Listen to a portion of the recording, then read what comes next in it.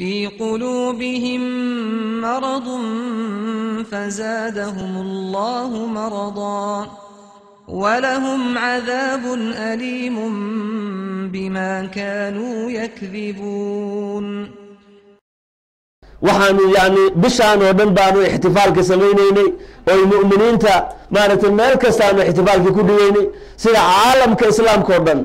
dunida adduunyada oo dhan dadka muuminiinta oo ku sugan yaa ixtifaalka laga sameeynaya habeen iyo maalin jacayl nabiga la jacayl alayhi salatu wasalaam mahabbatan lahu wa ta'dhiman lahu wa iimanan lahu sallallahu alayhi wa sallam. meesha ay firqada yar ee daalada wa firqatul wahabiyya khawaarijta ay diidayaan in nabiga ixtifaal loo sameeyo sallallahu alayhi wa sallam loo ixtifaalo ay diidayaan nabi maxamed loo ixtifaalay diidayaan isla markaa waxay u ixtifaalayaan maxamed bin abdul wahhab waa wax mashhuura kutubtooda ay ku qoran tahay culimadoodii baa fidiyoonaya kuwa iyagu culimada u yaqaaneen ibn Baz iyo Usaymin iyo yani kuwa kan culimadooda isku magacaabay culimo ma aha culimo wahabiyya waxay leeyihiin maxamed bin abdul wahhab baa loo ixtifaalaya usbuucu sheekh baa la yiraahdaa hada maalin ma usbuuc idil baa loo ixtifaalaya usbuucu sheekh waxa aad u yaab badan ma isweydiiyaan ayagu talo oo maxamed bin abdul wahhab waa loo ixtifaalnaa kitaabka yani kutubtoodii ku yaala usbuucu sheekh maxaan u diidaynaa nabi maxamed alayhi salatu wasalaam loo ixtifaal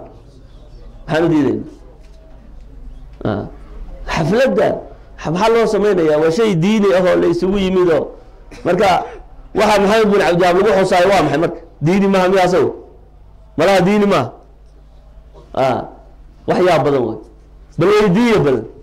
yani kutubta ma ku qoran tahay Usaymin ma ka hadlay ibn Baz ma ka hadlay kutubtooda ma ku qoran tahay usbuucu sheekh ilaahay baan ugu xamdinaynaa ninkan mujaddid buu ahaa qarnigii 12aad buu diinta cusboonaysiiyey waa nin ilaahay diinta u soo diray buu ahaa gaasa meesha ku qoran muxuu cusboonaysiiyey diintii buu baabiiyey ya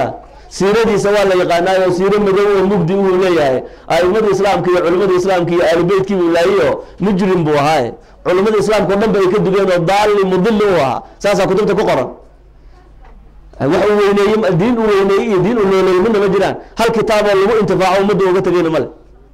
hal kitaaba oo lagu intifaaco oo culimada ka waaweyneed ma ixtifaalka u sameeyaan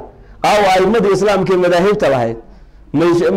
إمام أبو حنيفة إمام مالك إمام الشافعي إمام أحمد من أسبوع الشيخ ودجان هذا دين تمويل دين تبادل أئمة الإسلام إمام البخاري ما يسمى يا أئمة الإسلام كما يسمى يا محمد بن عبد الوهاب مركي لا في علماء الإسلام كا محوكية marka usbuuca asaga ay u sameeyay marka waa qolo gaar leh oo qarad gaar leh oo mabda gaar aaminsan oo wax gaar ah wadato oo ayaga uu kaliya islaam isu yaqaano mujaddidkoodu Maxamed bin Abdul Wahhab culimadooda ku ayay Soomaa dad acmo wada indhala oo kulligood mugdi ku jiro ilaahay baadiyay subhanahu wa ta'ala marka taasaan weydiinaynayo waxaan ilaahay anagu nabiga kaleey salaam ku farxayna ihtifaal baan u dhigaynaa xafladihiisa markasta bisha la shaqabanayna adinkuna Maxamed bin Abdul Wahhab u ihtifaal wa sallallahu sallam ala sayyidina Muhammad aqulu qawli hadha wa astaghfirullah li wa lakum assalamu alaykum wa rahmatullahi wa barakatuh.